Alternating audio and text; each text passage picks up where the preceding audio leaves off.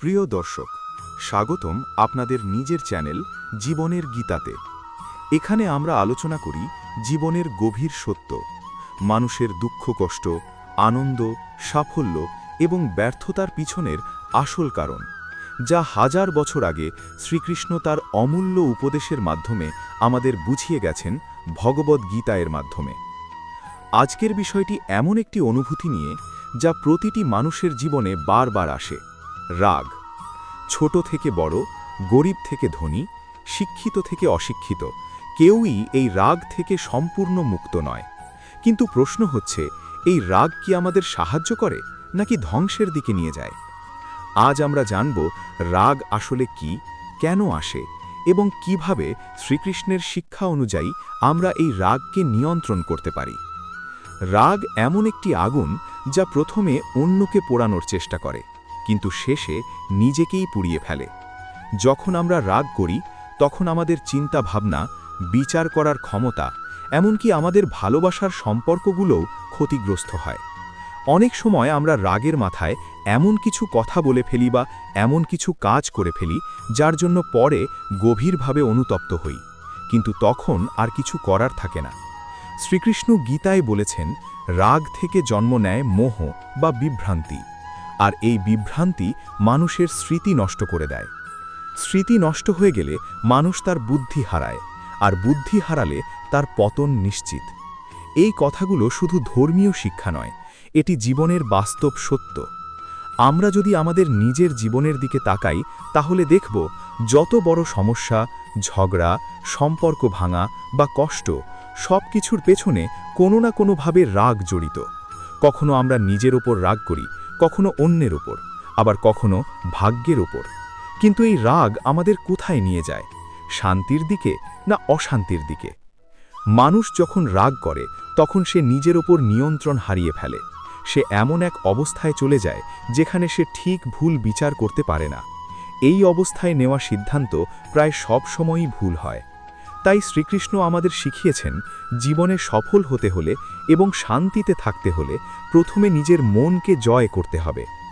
মনকে জয় করা মানেই রাগকে নিয়ন্ত্রণ করা, কারণ রাগ মন থেকেই জন্ম নেয়। বাইরে কোনো কিছু আমাদের রাগিয়ে তোলে না, বরং আমরা নিজেরাই সেই পরিস্থিতিকে গ্রহণ করে রাগ অনুভব করি। একজন মানুষ যখন নিজের ইচ্ছা অনুযায়ী কিছু পায় না, তখন তার ভিতরে অসন্তোষ জন্ম নেয়। এই অসন্তোষ ধীরে ধীরে রাগে পরিণত হয়। যখন কেউ আমাদের অপমান করে বা আমাদের সম্মান ক্ষুণ্ণ হয়, তখনও আমরা রাগ করি।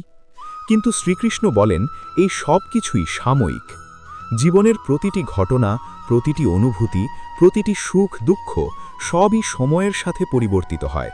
কিন্তু আমরা এই সাময়িক বিষয়গুলোর সাথে এত বেশি জড়িয়ে পড়ি যে আমরা নিজের শান্তি হারিয়ে ফেলি। রাগ নিয়ন্ত্রণ করার প্রথম ধাপ হল নিজেকে বোঝা। আমরা কে? আমরা কেন রাগ করি? আমরা কি চাই? এই প্রশ্নগুলোর উত্তর খুঁজে পাওয়া খুবই গুরুত্বপূর্ণ। যখন আমরা নিজের ভেতরে তাকাতে শুরু করি, তখন আমরা বুঝতে পারি যে আমাদের রাগের আসল কারণ বাইরের কিছু নয়, বরং আমাদের নিজের প্রত্যাশা, আমাদের অহংকার এবং আমাদের অজ্ঞতা। শ্রীকৃষ্ণ বলেন, যে মানুষ নিজের ইচ্ছা এবং আসক্তিকে নিয়ন্ত্রণ করতে পারে সেই প্রকৃত সুখ পায়, কারণ সে কোনো কিছুর ওপর নির্ভর করে না, সে নিজের ভেতরেই শান্তি খুঁজে পায়। রাগ নিয়ন্ত্রণ করার জন্য সবচেয়ে গুরুত্বপূর্ণ হল ধৈর্য। ধৈর্য মানে শুধু চুপ করে থাকা নয়, বরং নিজের মনকে শান্ত রাখা। যখন কেউ আমাদের কষ্ট দেয় বা অপমান করে, তখন আমাদের মনে হয় সঙ্গে সঙ্গে প্রতিক্রিয়া জানানো উচিত। কিন্তু সেই মুহূর্তে আমরা যদি একটু থেমে যাই, একটু সময় নিই, তাহলে আমরা দেখতে পাব যে পরিস্থিতি এতটা গুরুতর নয় যতটা আমরা ভেবেছিলাম। এই থেমে যাওয়ার ক্ষমতাই হলো আসল শক্তি। এটি দুর্বলতা নয়, বরং এটি আত্মনিয়ন্ত্রণের চিহ্ন। শ্রীকৃষ্ণ আরও বলেন, যে মানুষ সুখে দুঃখে সমান থাকে সেই প্রকৃত জ্ঞানী, কারণ সে কোনো পরিস্থিতির দ্বারা প্রভাবিত হয় না। সে জানে সব কিছুই পরিবর্তনশীল। রাগ তখনই বেশি হয় যখন আমরা কোনো কিছু স্থায়ী মনে করি। আমরা ভাবি, এই অপমান, এই কষ্ট, এই ব্যর্থতা সব কিছুই চিরস্থায়ী, কিন্তু বাস্তবে তা নয়। যখন আমরা এই সত্যটি বুঝতে পারি, তখন আমাদের রাগ অনেকটাই কমে যায়, কারণ আমরা বুঝতে পারি যে এই মুহূর্তও কেটে যাবে। আরেকটি গুরুত্বপূর্ণ বিষয় হল ক্ষমা। অনেকেই মনে করেন ক্ষমা করা মানে দুর্বলতা, কিন্তু শ্রীকৃষ্ণ বলেন ক্ষমা হলো সবচেয়ে বড় শক্তি। কারণ ক্ষমা করতে হলে নিজের অহংকারকে ছেড়ে দিতে হয়। যখন আমরা কাউকে ক্ষমা করি তখন আমরা শুধু তাকে মুক্ত করি না, বরং নিজেকেও মুক্ত করি। আমরা নিজের ভিতরের কষ্ট, রাগ এবং নেতিবাচকতা থেকে মুক্তি পাই। রাগ নিয়ন্ত্রণ করার জন্য আমাদের জীবনধারাতেও পরিবর্তন আনা প্রয়োজন। আমরা কি দেখি, কি শুনি, কাদের সাথে সময় কাটাই, এই সব কিছু আমাদের মনের উপর প্রভাব ফেলে।